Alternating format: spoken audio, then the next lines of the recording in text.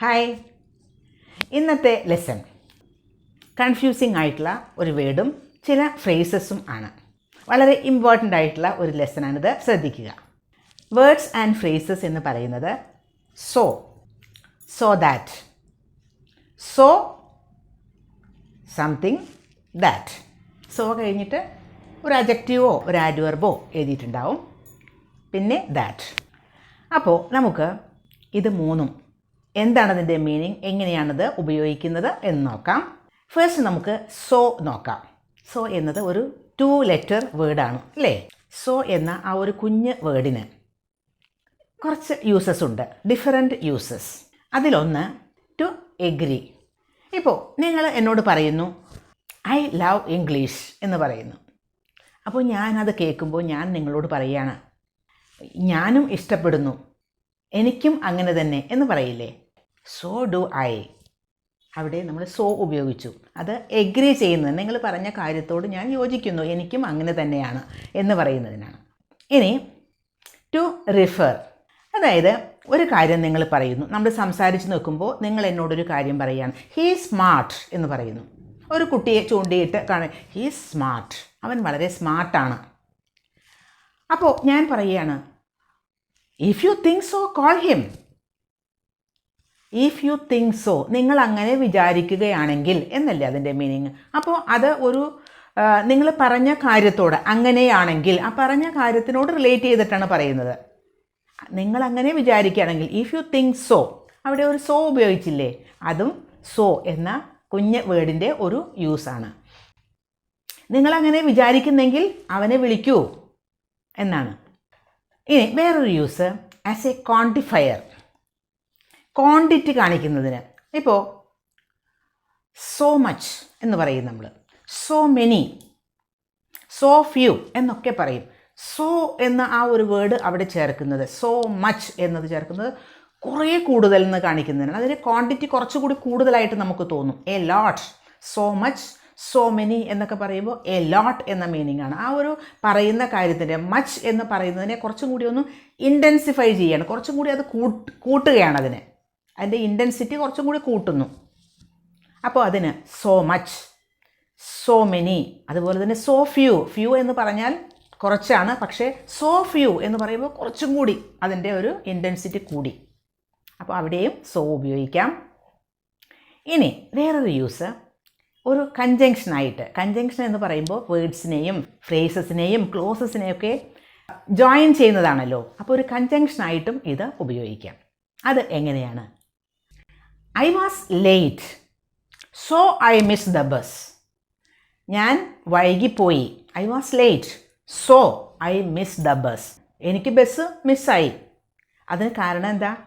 ഞാൻ ലേറ്റ് ആയിരുന്നു, അതുകൊണ്ട് ബസ് മിസ്സായി. So I miss the bus. So എന്നതിന് അതുകൊണ്ട് എന്നുള്ള മീനിങ് ആണ്. അപ്പോൾ ലേറ്റ് ആയതിൻ്റെ റിസൾട്ടാണത്, ഐ മിസ് ദ ബസ്. അവിടെ മീനിങ് അതുകൊണ്ട്. അത് 2 സെൻറ്റൻസിനെ, ഐ വാസ് ലേറ്റ് എന്ന ഒരു ക്ലോസിനെയും അതുപോലെ തന്നെ ഐ മിസ് ദ ബസ് എന്ന ഒരു ക്ലോസിനെയും തമ്മിൽ യോജിപ്പിക്കുകയാണ് ചെയ്യുന്നത്. ഒരു കൺജങ്ഷനാണതവിടെ, അതുകൊണ്ട് എന്ന meaning. Because I was late I miss the bus എന്നാണ് മീനിങ് അതിൻ്റെ. I was not well, so I couldn't go to school. I was not well, എനിക്ക് സുഖമില്ലായിരുന്നു, so I couldn't go to school. അതുകൊണ്ട് എനിക്ക് സ്കൂളിൽ പോകാൻ പറ്റിയില്ല. സ്കൂളിൽ പോകാൻ പറ്റിയില്ല എന്നതാണ് റിസൾട്ട്, ഫലം അതാണ്. അതിന് കാരണമാണ് ആദ്യം പറയുന്നത്. They played well, so they won the game. അവർ നന്നായി കളിച്ചു, ദേ പ്ലേഡ് വെൽ, സോ അതുകൊണ്ട് അവർ ഗെയിം വിൻ ചെയ്തു, അവർ ഗെയിം ജയിച്ചു. അപ്പോൾ അതുകൊണ്ട് എന്നർത്ഥം. ഇത് കൺജങ്ഷനായിട്ടാണ് ഇവിടെ സോ ഉപയോഗിക്കുന്നത്. അപ്പോൾ സോ എന്ന ആ ഒരു വേർഡിനെ മനസ്സിലായല്ലോ. ഇനി അടുത്തത് so that. Example, I worked over time so that I could take time off next week. എനിക്ക് നെക്സ്റ്റ് വീക്കിലെ ഓഫ് എടുക്കുന്നതിന് വേണ്ടിയിട്ടാണ് ഞാൻ വർക്ക് ചെയ്തത്. ഐ വർക്ക്ഡ് ഓവർ ടൈമായിട്ട് ഞാൻ വർക്ക് ചെയ്തു. അതിനൊരു പർപ്പസ് ഉണ്ട്, ഒരു ഉദ്ദേശമുണ്ട് എനിക്ക്. എന്താണ് ഉദ്ദേശം? എനിക്ക് നെക്സ്റ്റ് വീക്കിൽ ഓഫ് എടുക്കണം. അപ്പോൾ അതിന് വേണ്ടിയിട്ടാണ്. അപ്പോൾ അവിടെ ഒരു പേർപ്പസ് ആണ്.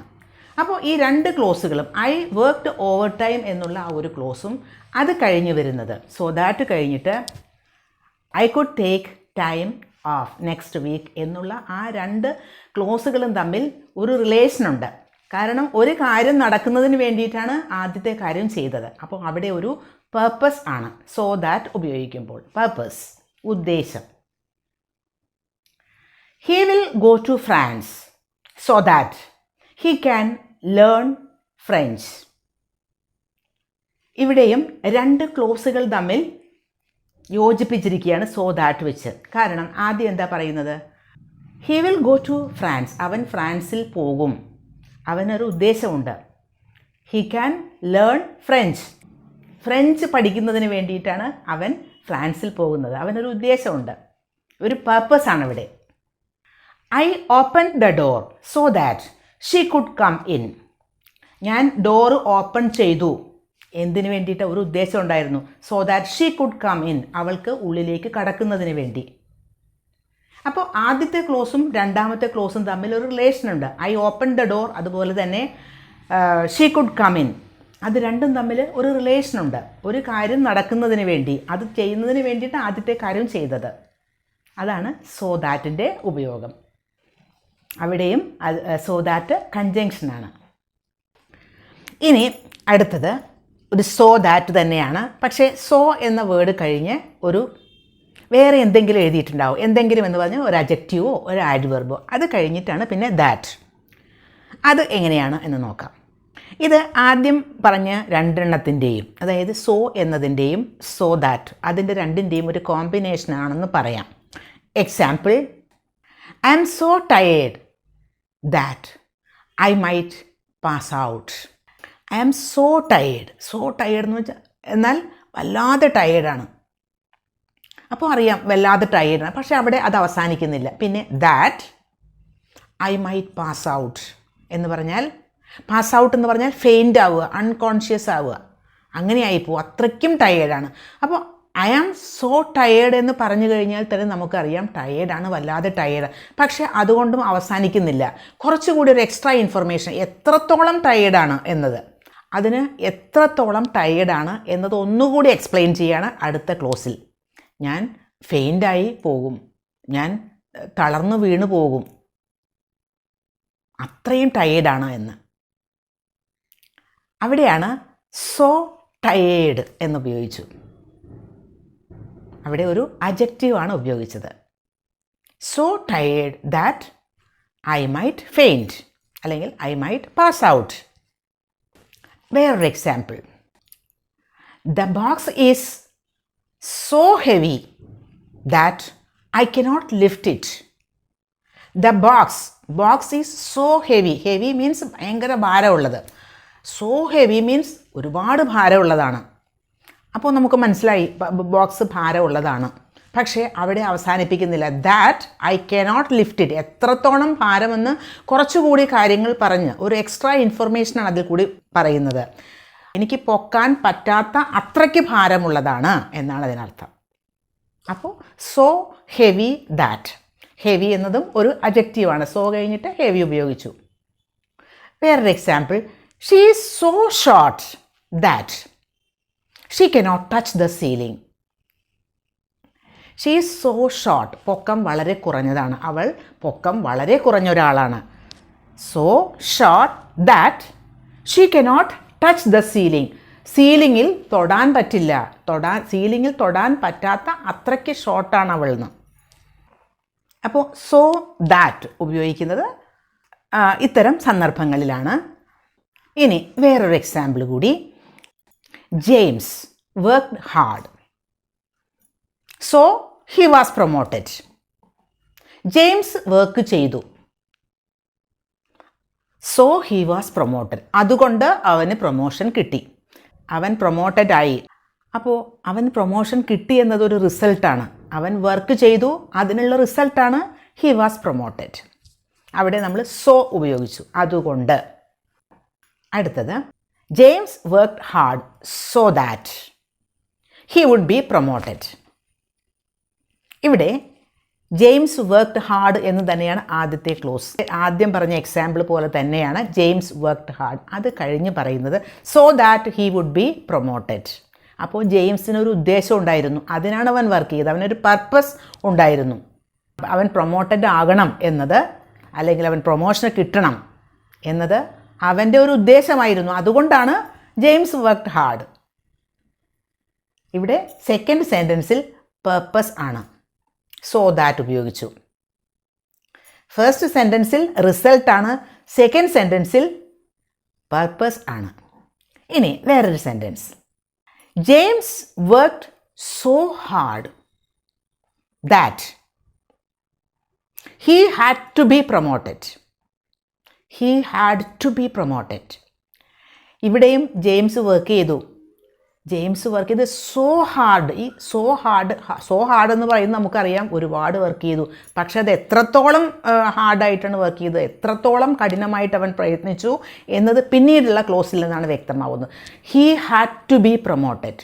എന്തായാലും പ്രൊമോഷൻ കിട്ടണം, അവന് പ്രൊമോട്ട് ചെയ്യപ്പെടണം. കാരണം എന്താ, അതായത് അത്രയ്ക്കധികം അവൻ വർക്ക് ചെയ്ത്, പ്രൊമോഷൻ കിട്ടണമെങ്കിൽ എത്രയ്ക്ക് വേണം അത്രയും അവൻ ഹാർഡായിട്ട് വർക്ക് ചെയ്തു.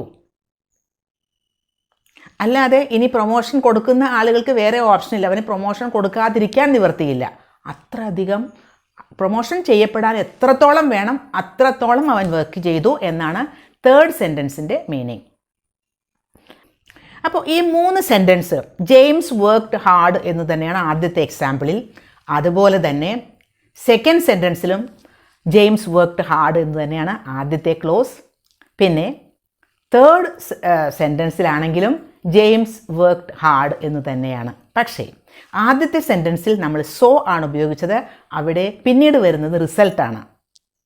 സെക്കൻഡ് സെൻറ്റൻസിൽ സോ ദാറ്റ് ആണ് ഉപയോഗിച്ചത്, അവിടെ സെക്കൻഡ് സെൻറ്റൻസിൽ വരുന്നത് പർപ്പസ് ആണ്.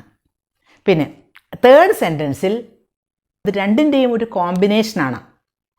ഇപ്പോൾ so that, so something that, ഇത് എന്താണ്, എങ്ങനെയാണ് ഉപയോഗിക്കുന്നത്, ഇതൊക്കെ ഡിഫറൻ്റ് ആണ്. ഇത് എഴുതുമ്പോൾ റൈറ്റിങ്ങിൽ, ഇംഗ്ലീഷ് റൈറ്റിങ്ങിൽ ഇത് വളരെ ശ്രദ്ധിക്കണം, അല്ലെങ്കിൽ തെറ്റ് തന്നെയാണ്. അപ്പോൾ മനസ്സിലായിട്ടുണ്ടാവും, യൂസ്ഫുൾ ആയിട്ടുണ്ടാവും എന്ന് കരുതുന്നു.